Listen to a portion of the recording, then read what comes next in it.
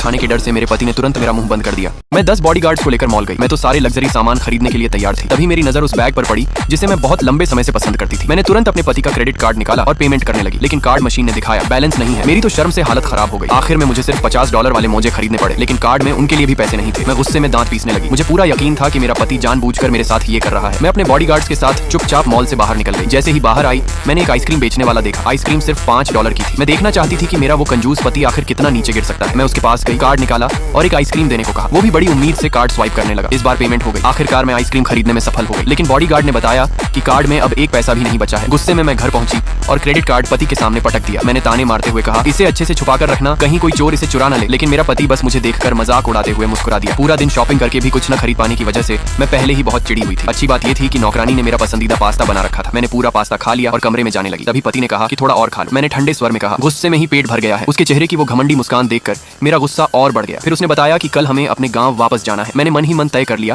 कि उसकी माँ को जरूर बताऊंगी कि वो मेरे साथ कैसा व्यवहार करता है। हम उसकी माँ के घर पहुंचे। अंदर जाने से पहले उसने मुझे चेतावनी दी कि कोई ड्रामा मत करना, लेकिन मैं भला उसकी बात मानने वाली थी क्या। जैसे ही हम अंदर गए, उसकी माँ प्यार से हमारे पास आई। मैं तुरंत उनके पास गई और मुस्कुराते हुए बोली, माँ जी, मैंने एक स्कार्फ देखा था जो आप पर बहुत अच्छा लगेगा। फिर मैंने जानबूझकर वो आइसक्रीम का डिब्बा नीचे गिरा दिया। तभी मेरे पति को समझ आया कि मैं उसकी शिकायत करने वाली हूं। मैं नीचे झुककर आइसक्रीम उठाने लगी और भावुक बनने का नाटक करते हुए बोली, ये छोटा सा स्नैक इन्होंने मेरे लिए खरीदा था। कार्ड में बस इतने ही पैसे बचे थे, इसलिए मैं इसे खाने से भी बचा रही थी। पति का छोटा भाई तुरंत उस पर हंसने लगा और बोला, भैया आप इतने कंजूस कब से हो गए। अपनी माँ से डांट खाने के डर से मेरे पति ने तुरंत मेरा मुंह बंद कर दिया।